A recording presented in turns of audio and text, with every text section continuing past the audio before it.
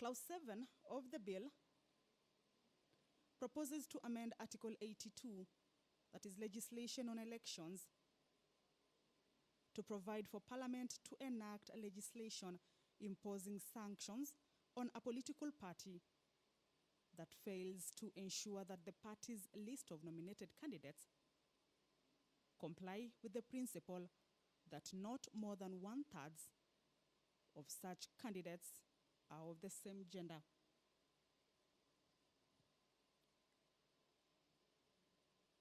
This is to compel political parties to facilitate the actualization of the gender role in the electoral process from the nomination stage. Another clause that the bill seeks to amend is Clause 8, which proposes to amend Article 87. This is on electoral disputes. Well, I'll now hand you over to the live broadcasting. The Speaker of the Senate, Honorable Kenneth Lusaka, has just entered the chambers. Good afternoon. This is a live broadcast in partnership with Kenya Broadcasting Corporation and the Parliamentary Broadcasting Unit. Good afternoon. Let's pray. Almighty God, we beseech you to behold with your abundant favor and blessings as your servants whom you have been pleased to call to leadership positions in this republic. We seek guidance to treat and consider all matters that shall come under our deliberation in so just and faithful a manner as to advance the peace, prosperity, and welfare of our country and of those whose interests you have committed to our charge. Amen.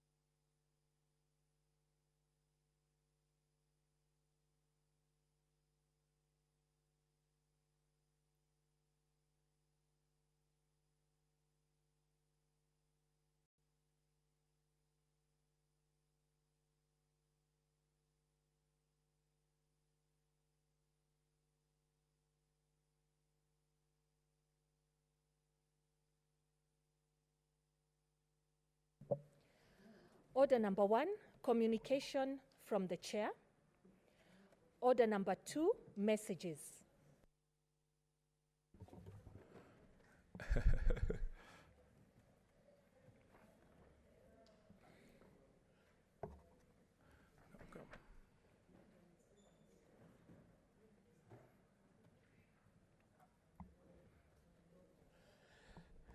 Okay, honorable senators, I have a message on the passage of the Division of Revenue Bill, National Assembly Bill number 7 of 2021.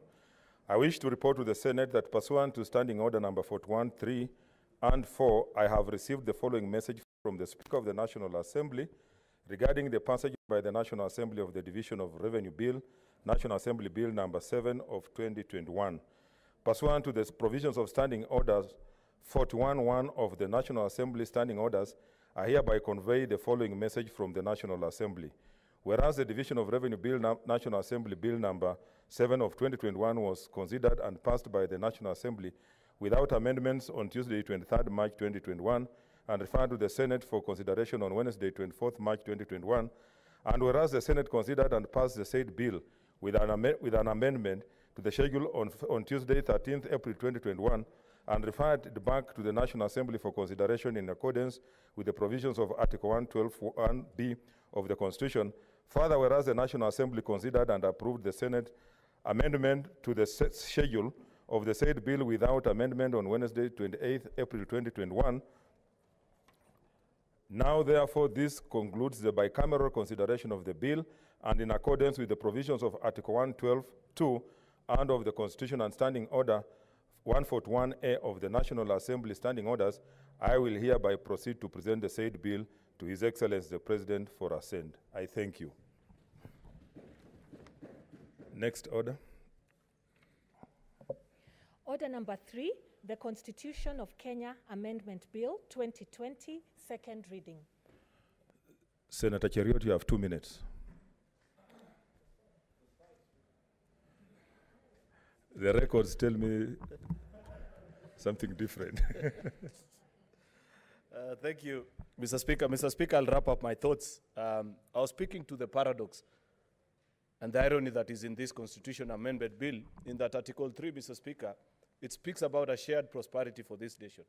Yet, if you move downwards to Article 50, it returns us back to 1965, Sessional Paper number 10, where back then it was allowed, Mr. Speaker, for people to imagine that you can pay more premium on people, but consider nothing in terms of the vast lands that this country has. Back then in 1965, that was allowed, but not anymore. Think about even a simple project, Mr. Speaker, like the Lake Turkana Wind Power in Marsabit County. That project generates billions of shillings to this country, more than some of these counties that are filled with people, but the only thing they give to Kenya is potatoes. So, Mr. Speaker, this attitude of disparaging and looking down on counties that are least populated, that we now have brought and want to put it as a constitutional principle. And I pointed out before we took a break, Mr. Speaker, that even the tabulation of this proposal is not possible. If you run it on an Excel sheet, it gives you something called the circular reference error. It turns out to 0, because the more you reduce from certain counties to add to others, that balance will never be achieved, Mr. Speaker. Therefore, I'll conclude by saying the following. What are our options as a House, Mr. Speaker? I do not think this House lacks intelligent people to guide the country in terms of what to do with such a constitutional amendment bill. The only problem are the phone calls that keeps on coming, this thing called party position, and so many of these things that interfere with the independent thinking of members of this House. I can bet you, Mr. Speaker, that if you are to throw phones out of this House and give us 6 hours, as members of this House, we will give a document that will give prosperity to Kenya the way we have been dreaming about. Please, Mr. Speaker, I want to plead with our colleagues, and I know that there are some of our colleagues that are at this point in time working on amendments to this particular document. If we get to that particular point, and I believe we will, let us support them so that we do something right and justful for the people of Kenya. Otherwise, we'll be left with no option but to reject it in total, Mr. Speaker. Senator Wambua.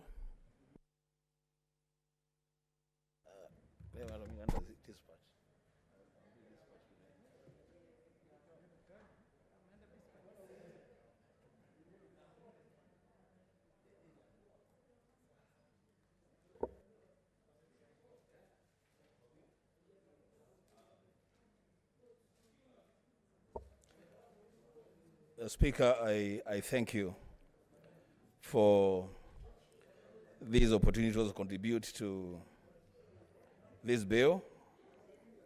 The Speaker, I want to begin by saying, the Speaker, that a very important call has come through for all of us as senators in this chamber. The Speaker, it is a call to make a choice between moving this country to confront the challenges that we face together, or profile this country as a patchwork of winning communities and losing communities, Mr. Speaker, and that this is not the first time that this call is coming through, Mr. Speaker. This call came through last year, and we demonstrated as a House that we have what it takes to put Kenya first and ensure a win-win outcome for purposes of the sharing of revenue among counties. The Speaker, I have taken a lot of time to go through both the report and the bill. And the Speaker, I want to begin my contribution on this confusion arising around the popular initiative as captured in Section 257 of the Constitution. Mr. Speaker, I have heard very distinguished colleagues, most of them lawyers, including, and Madam Speaker, I would request that the Senator of Kitui be heard in silence. Let's consult in low tones. Order, members. Let's consult in low tones. Thank you.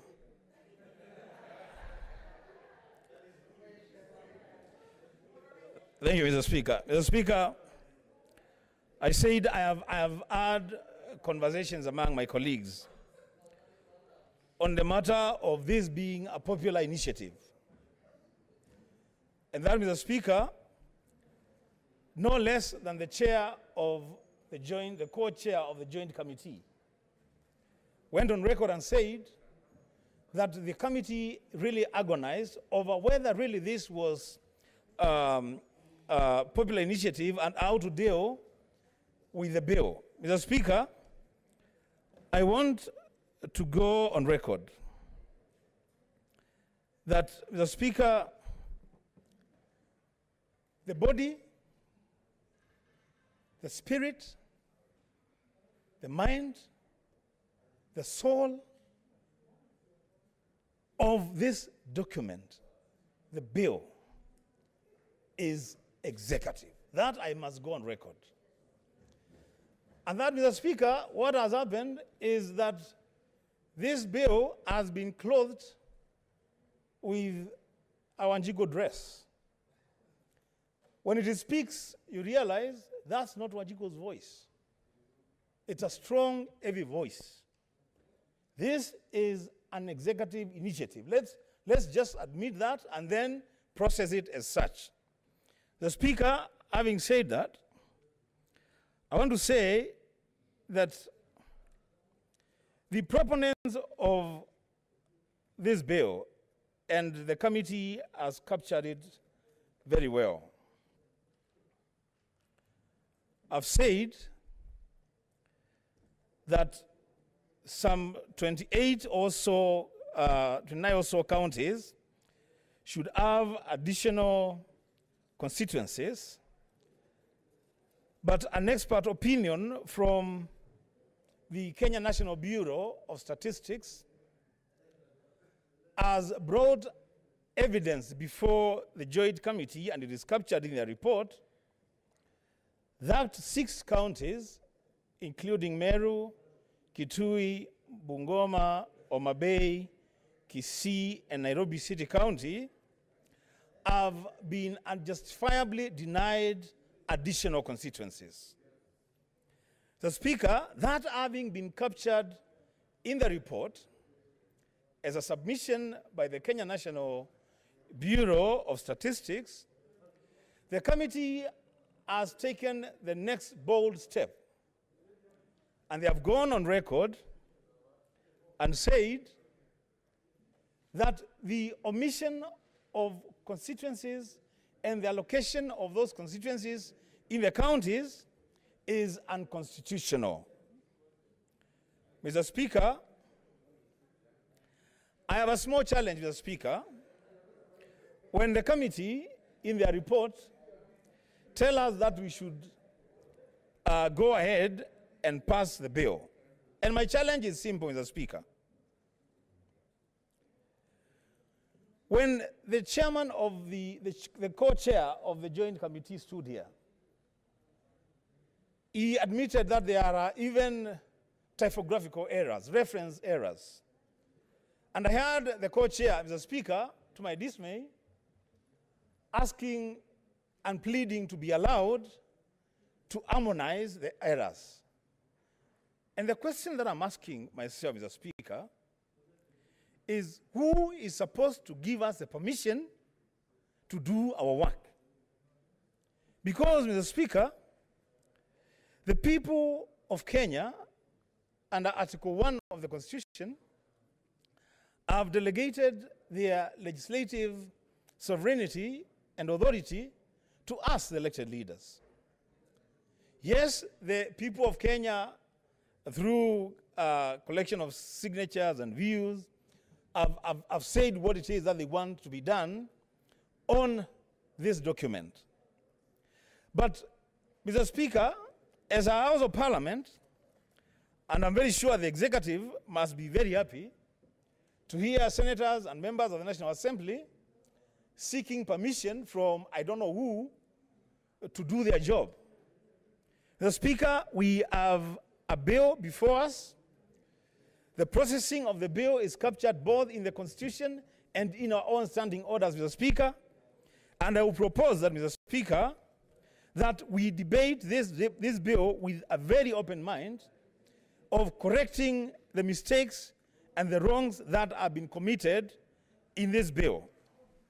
Mr. Speaker, I want to continue by saying that to the extent, the Speaker, and arguments have flown across here, some senators have said that they are more than senators of their counties.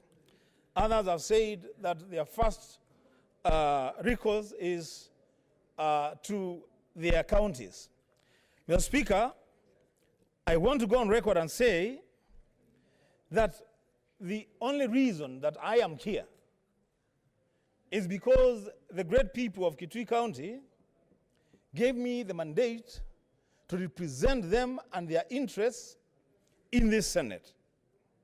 And so, Mr. Speaker, when the Kenya National Bureau of Statistics, the legal and legitimate body that is a custodian of population data, says that Kitui County should have been given an additional constituency, when the report of the Joint Justice and Legal Affairs Committee captures that in their final report, Mr. Speaker, I will look very, very foolish, and I have no intention of looking foolish, to stand against such a verdict. Mr. Speaker, I stand here to say that the second schedule of the bill, page 26, 27, and 28, the Speaker, creates unnecessary confusion, and as a House of Parliament, we should be able to expurge the second schedule from this bill and leave the IEBC to do the work of allocating constituencies in counties using the parameters as set out in the Constitution. Another thing that, Mr. Speaker, that's a bit baffling about this bill is that the bill, Mr. Speaker, seeks to amend the Constitution 2010. A constitution that is leaving a constitution that we are using to govern this country. A bill seeks to amend the Constitution.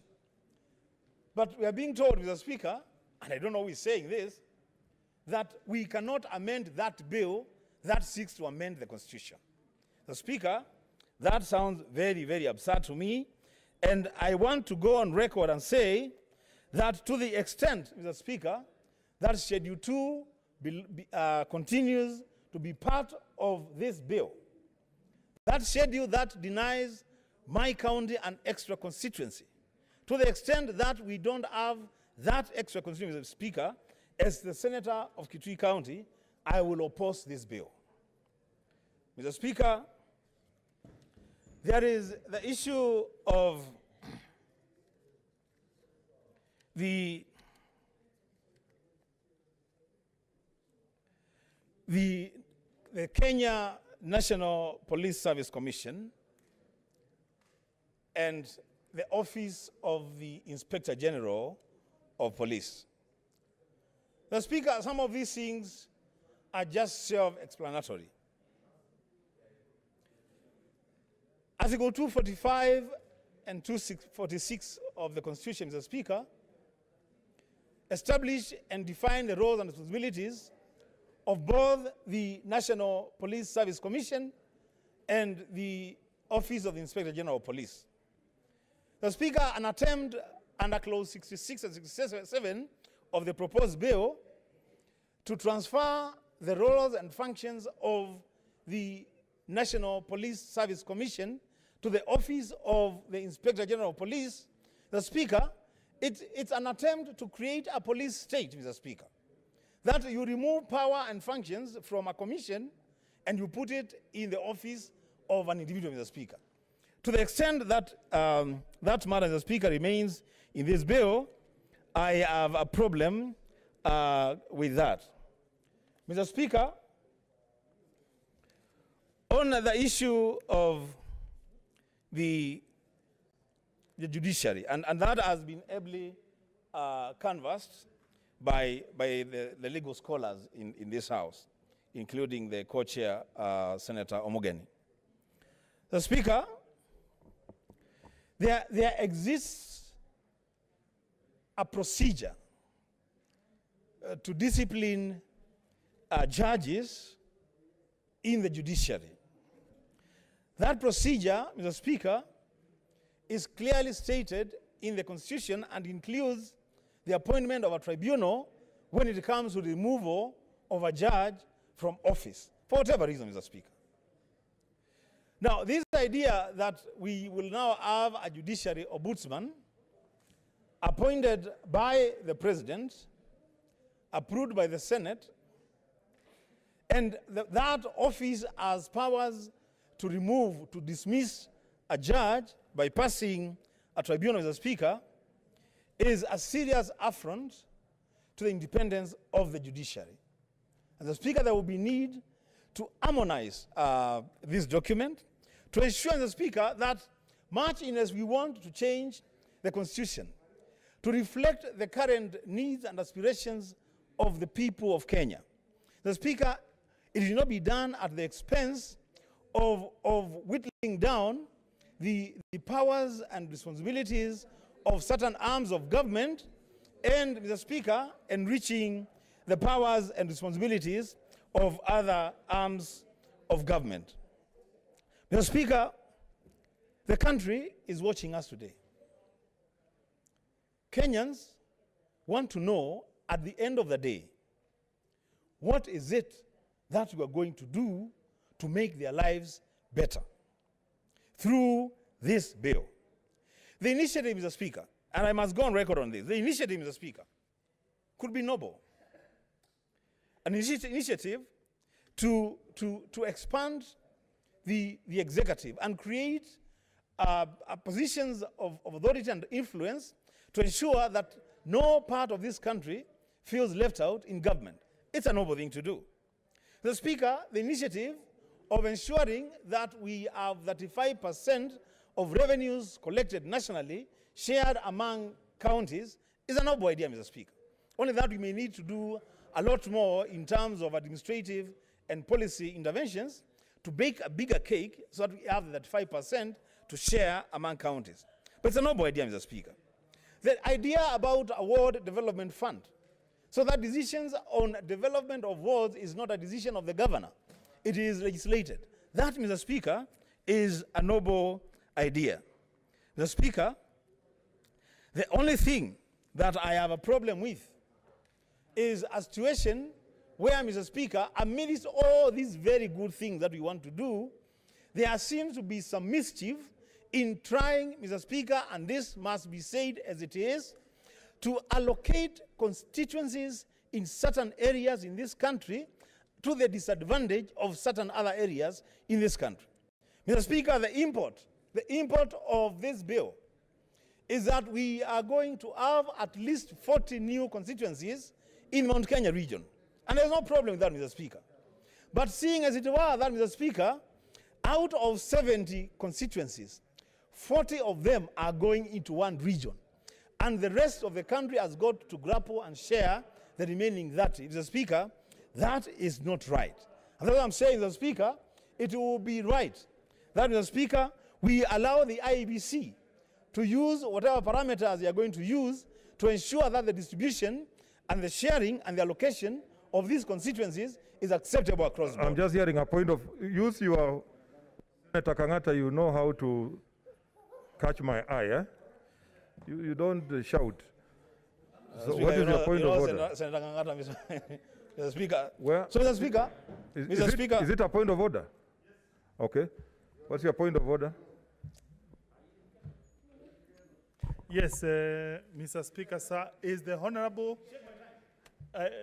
Mr. Speaker, sir, is the Honorable Senator in order in saying that a vast majority of the constituencies are going to Mount Kenya region, whereas Nyeri is getting 0, Nyandarua is getting 0.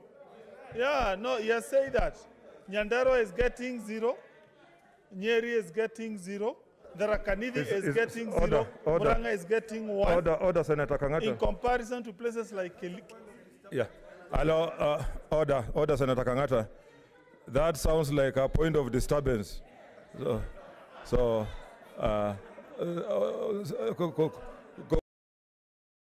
Continue, Senator Wambua. Thank you, Mr. Speaker. Mr. Speaker, I thank you for pointing out rightly that that was not a point of order. It's a point of disturbance. Mr. Speaker, if Senator Kangata does not know that Nyeri belongs to Mount Kenya region, then I pity the people of Murang'a. Really, I do. Because, Mr. Speaker, what I'm saying is, it's a region, it's an entire region getting 40 constituencies. And Mr. Speaker, this matter is not contestable. It is not contestable, Mr. Speaker. It's on record, it is true that 40 new constituencies are being allocated to Mount Kenya region. That's a fact. Mr. Speaker, I need to conclude my submission. What is your point of order, Senator Murkomen? Mr. Speaker, I know you had ruled Senator Kangata that it was a point of disturbance.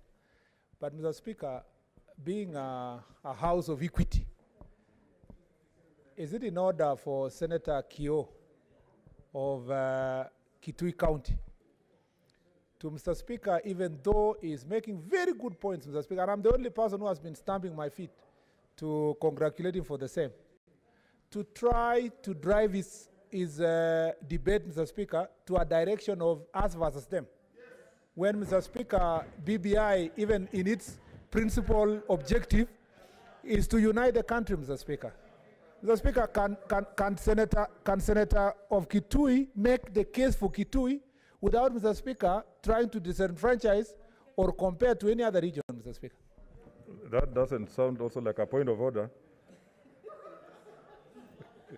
That's also not a point of order. You are trying to push a cheeky point. Senator, conclude. Mr. Speaker, I thank you for your wisdom and for seeing these attempts, Mr. Speaker. Mr. Speaker, can I conclude this? Order. Let's have order. Let him conclude. Let him conclude. Mr. Speaker, yes, I will advance the cause of my county, Kitui, but not in isolation, Mr. Speaker. We don't live in Ireland, we live among other counties. And I've made my point, Mr. Speaker. What I've said, Mr. Speaker, is that the role of the allocation of constituencies, once we have determined that we want to create 70 or 80 or 100 or 60 constituencies, the role of allocating those constituencies, Mr. Speaker, should revert to the IEBC. Mr. Speaker, that's what I'm saying. Mr. Speaker, in conclusion, I want to say that, Mr. Speaker, there is too loud consultation. Let's consult in low tones. Honorable Senators, order. Mr. Speaker, I want to say, Mr. Speaker, that yes, this bill, the initial attempt at bringing this country together, Mr. Speaker, was a very, very noble attempt. How I pray, Mr. Speaker, that even as we debate and maybe conclude on this bill today, this country will be left a lot more united than when we started.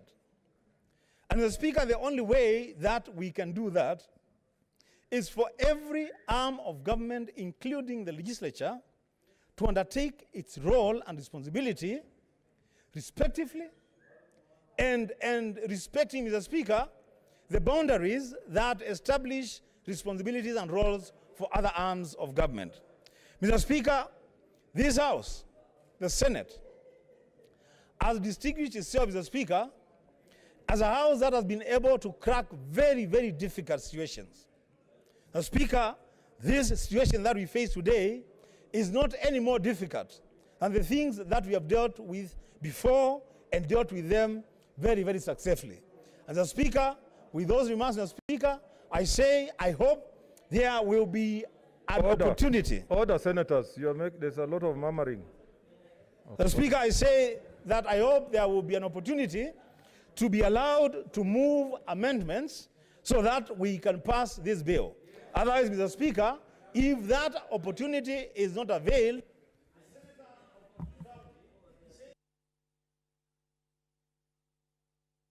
you are off. Your time is up. You are off. Senator, order. Senator Sakaja.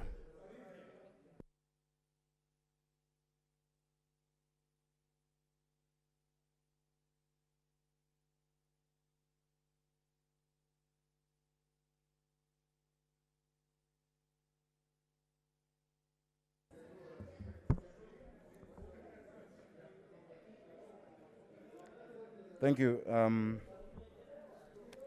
Thank you, Mr. Speaker. Mr. Speaker, before I start... Order, senators. Order, senators. Order, senators. I don't know what is creating this excitement. What's your point of order, Senator Kajwang? Mr. Speaker, I rise on a very important matter of health and a matter that affects all members in this House. Mr. Speaker, you have just seen the whip. The whip on the majority side has walked in with a welder's helmet, some glass kind of thing. Mr. Speaker, is that the right attire for this House? And is he fit to be part of this assembly today, Mr. Speaker? Order, senators. Senator Wamatangi, I want to give you 1 minute to explain what you are wearing because it looks strange to the House. Now, Mr. Speaker, I appreciate the point of order by Senator Kajwang. And, it's not that I've not been in the Juakali sector and done all manner of trade, including welding. But, Mr. Speaker, this is a mask, Mr. Speaker. And if you look at the actual meaning of a mask, no, yes, it's a face shield, but it is also a mask. I mean, you know, for Mr. Speaker, just for the purposes of explaining what the purpose of the item is, it's a mask, Mr. Speaker. But Mr. Speaker, now that I'm on the floor, Mr. Speaker, if you know that you gave me an opportunity, Mr. Speaker, would you be kind enough